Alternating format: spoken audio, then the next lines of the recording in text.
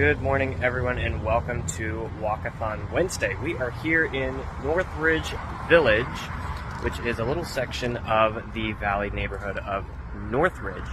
Now, this is probably as far west as we're going to actually go in the Valley, mostly because, there are some neighborhoods that are a little further west, like Canoga Park and West Hills and places like that, but they're not really all that interesting, honestly, so we're probably going to skip those. The thing is, as we have seen in Reseda last week and even in parts of Van Nuys the week before that, much of the Valley is experiencing a lot of this modern residential gentrification that we've already kind of looked at, with apartment complexes going up pretty much anywhere that there can be an apartment complex.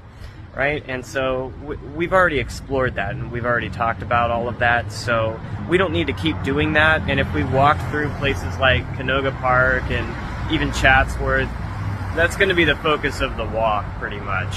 Northridge does have a few things that I think are worth checking out, so that's why we're here today.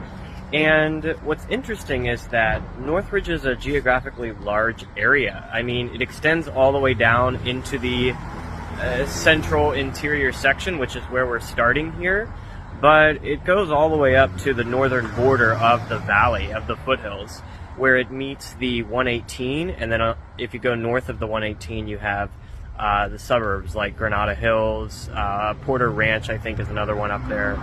So yeah, what we're going to do today is we're going to try to walk basically as much of the neighborhood as we possibly can. Northridge Village is probably the only real walkable section of the neighborhood. There is a photography studio, a few cute coffee shops, a comic book store, and some other local venues. Light on chains at this square. In fact, there used to be a neon retro arcade here, but it's been closed for years. Currently, they have a single location in Pasadena. It's a fairly humble strip, with lots of local offices for doctors, lawyers, and the like. But humble doesn't equal run down. In fact, new luxury apartments are popping up everywhere. This is one of several construction sites I've encountered already. Much like the rest of the valley, new residences are being built everywhere. In this case, though, it's more on the luxury side. Probably the main attraction here is California State University Northridge. This is the only major university in the Valley. It used to be a satellite campus for CSU when it opened in 1956, but it became its own college in 1958. We're going to walk through the campus, and I'll share a few fun facts about it.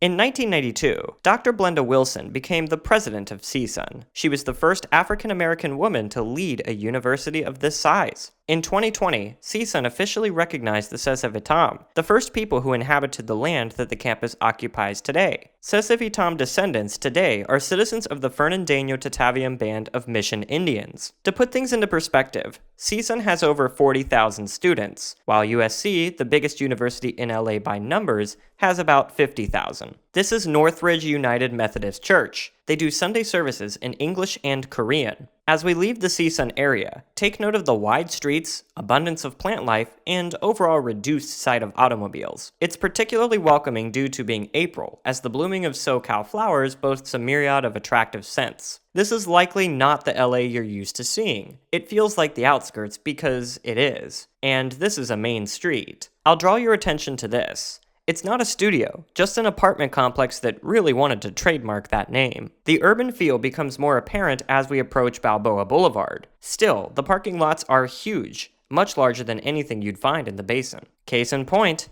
we are now approaching Granada Hills, where things will get a little more interesting. First, an observation. Notice this large complex of chain corporations. But then on the other side of the street, you have some unique local attractions, including a Peruvian restaurant. We are now in the premier retail strip of Granada Hills, known as Granada Village. Want to get nailed? Centered around Chatsworth Street, this strip has a lot of businesses which all have one thing in common.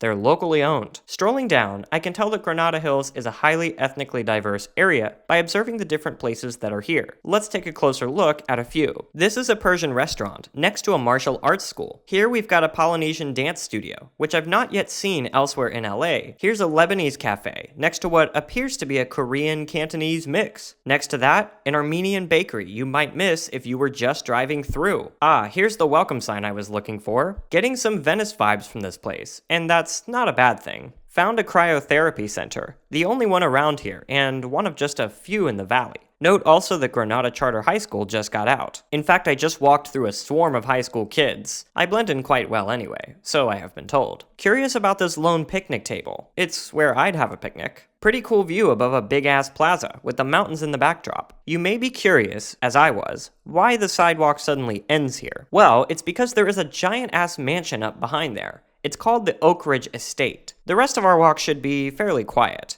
What's interesting is that there should be a lot of traffic right now, because it's rush hour. Holy shit! Your eyes better not be down on your phone walking through here. Rush hour on a main street in Northridge. It's because Northridge isn't really a drive-through neighborhood. There aren't many places people are coming from out here. More likely, people work elsewhere and come back home here. Ah, a hidden gem in the center of the valley, the Museum of the San Fernando Valley. Open on the weekend and Tuesdays. Check out my entire History of the Valley video to see more. Alright guys, that is going to wrap up today's walk. Hope you guys have enjoyed. And what I can say is, as somebody who lives in South Central LA, which geographically speaking is basically the center of the urban concrete jungle, you know, it was really refreshing to, you know, spend a day in an area that's a lot more spread out with such an abundance of plant life. I mean, Northridge and Granada Hills both have that much more relaxed feel to it.